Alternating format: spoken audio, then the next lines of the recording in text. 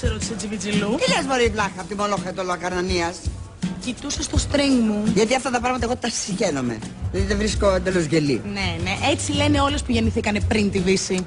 Είναι άβολα και ενοχλητικά. Είναι άβολα και ενοχλητικά για σένα. Εμένα αυτό που βλέπεις, ξέρεις τι πόρτες μου έχει ανοίξει. Γιατί μωρέ, ποιος τα προσέχει αυτά. Αθηνά! Θες να στα αποδείξω? Αθηνά! Τι γίνεται, Άγγελε, πώς από εδώ? Θέλω να σου πω. Ναι, αλλά όχι εδώ μπροστά σε τόσο κόσμο δεν... Είναι έτοιμο το ρεπορτάζ? Ναι. Σου είπαν τίποτα από πάνω? Δεν θέλεις να ξέρεις. Τόσο χάλια. Είναι σε πολύ δύσκολη θέση, Αθηνά. Είναι...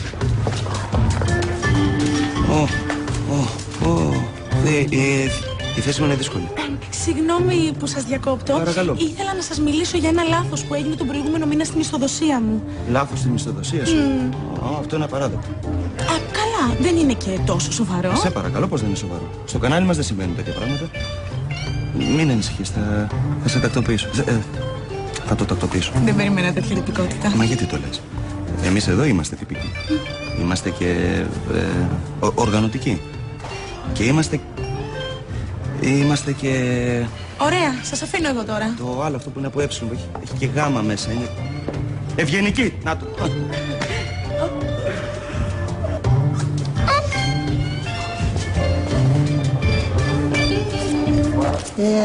Άγγελε, τι θα γίνει με το θέμα μου?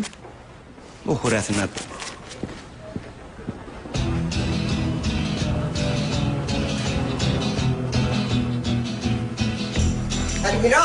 Αργυρό. Μόνο μη μου πεις να σου βάλω extension. Μωρά στις αηδίες. Μήπως έχεις ένα, πώς θα λένε να δεις, ένα τάγκα? Τάγκα. Ναι. Πώς φαίνεται ότι έχεις γεννηθεί πριν τη Χούντα? String τα λένε. Δεν με ενδιαφέρει πώς τα λένε. Έχεις τέτοιο? Καλά, έχω ένα. Φανταστικό. Ωραία, φέρτο. Αλλά κάνει για την ηλικία σου. Ορέστη. Πας καλά? Εγώ, μια χαρά. Γιατί φοράς μάσκα? Μου κάνανε πρόταση να παίξω το φάντασμα της όπερα. Και δεν φαντάζεσαι πόσο βρώμικη είναι η Αθήνα. Τίνκα στα κάρεα. Και αυτή η μάσκα σε προστατεύει? Βεβαίως. Δεν λες, έχουμε σύσκεψη εμείς, Σε λίγο. Έχω μια δουλίτσα και έρχομαι. Έχεις κάτι? Έχω ένα σοβαρό πρόβλημα στο λαγονοψοίτη μου.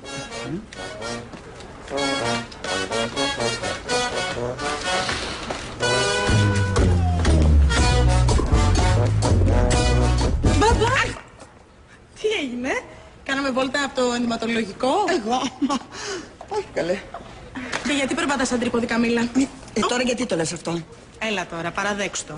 Έβαλε string για να πεις στον Άγγελο να μη σε διώξει. Εντάξει, το έβαλα. Αλλά το δικό μου είναι καλύτερο από το δικό σου. Το δικό μου είναι λεοπάρ, το δικό σου τι είναι? Κόκκινο. Θες βοήθεια? Γεια σου, Άγγελε. Γεια σου, Αθηνά. Τι κάνεις, Άγγελε? Θέλεις κάτι?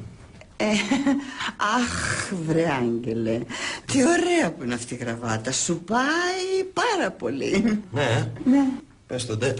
Στη μαμά δεν άρεσε λόγω την έβαλα. Άγγελε, ξέρεις, ήθελα να σου μιλήσω.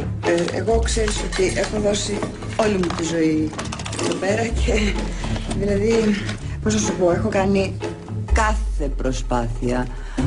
Πώς να σου το θέλω να πω ότι δεν μπορώ να περιγράψω δηλαδή πόση προσπάθεια έχω κάνει και θέλω να σου πω... Ό,τι έχεις να πεις μπορείς να το πεις κάτω γιατί μου τα έχεις κάνει λίγο λίμπα. Κάτω, καλύτερα κάτω. Μην ανησυχείς, το αφιέρωμα στο Σάκη θα είναι καταπληκτικό. Αλλά το σου λέω καταπληκτικό, δεν φαντάζεται. Έχει γίνει υπέροχο. Δηλαδή... Τι κάνεις εκεί κάτω, Αθηνά? Όχι, είναι ένα πλάνο που το έχουμε πάρει έτσι από κάτω. Καλά, η κοιλιακή του είναι θαύμα. Δεν μπορώ... Εσύ τα είδες αυτά τα πλάνα? Βέβαια τα είδα, είναι καταπληκτικά. Μην ανησυχείς, βρε κουτό, είναι όλα έτοιμα. Για την απόλυσή σου. Σκέφτεσαι... τώρα μπορεί να γελίσει. Έχεις καταλάβει ότι με τη μαλακία που έκανες μας παίζουν όλα τα μεσημεριανά? Αυτό είναι διαφήμιση, δεν είναι δυσφήμιση. Ό,τι δηλαδή όταν σε δυσφημούν είναι η μεγαλύτερη διαφήμιση. Ο Σάκης Είναι χάλια. Γιατί τι έχει το πουλάκι, μου έχει πάθει κάτι? Και ο μάνατζερ του το ίδιο. Τι ευαίσθητα παιδιά που είναι. Όλος ο όμιλος είναι έξω φρενών μαζί σου. Όλος όμιλος. Αντί να μου πούν καλημέρα το πρωί, με ρωτάνε κάθε μέρα αν έχεις μαζέψει τα μπογαλάκια σου. Προσπαθώ να τα μαζέψω το πρωί. Αθηνά! Εντάξει. Λοιπόν, νομίζω πως ήρθε η ώρα να φύγω. Όταν λέω να φύγω δεν εννοώ εντελώς. Εννοώ να πάω δίπλα στο γραφείο μου, διότι γίνεται ένα μπάχαλο εκεί, είναι ένα χάος, ένας χαμός.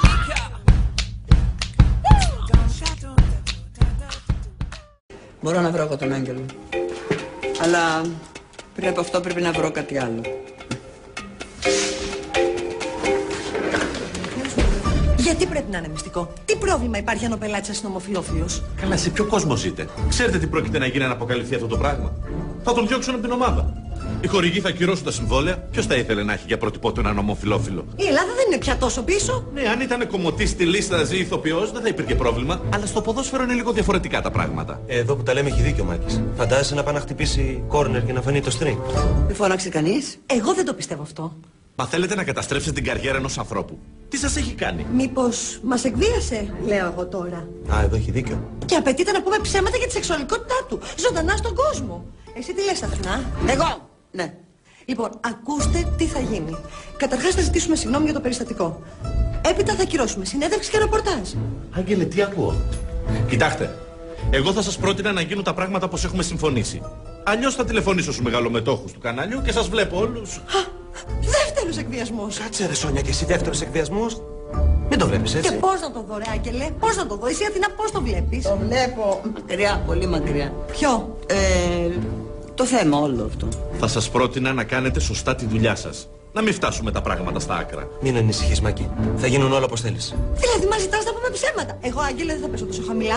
Εσύ, Αθηνά? Τόσο χαμηλά ποτέ. Δεν κατάλαβα. Αν δεν με ακούσετε θα απολυθείτε παρέτσα. Εμπρός τώρα στις δουλειές σας.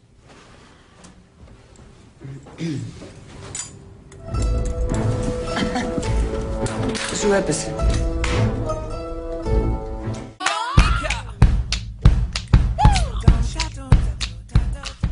Εγώ παιδιά έχω μια δουλίτσα, πάω κάτω να προσέχετε.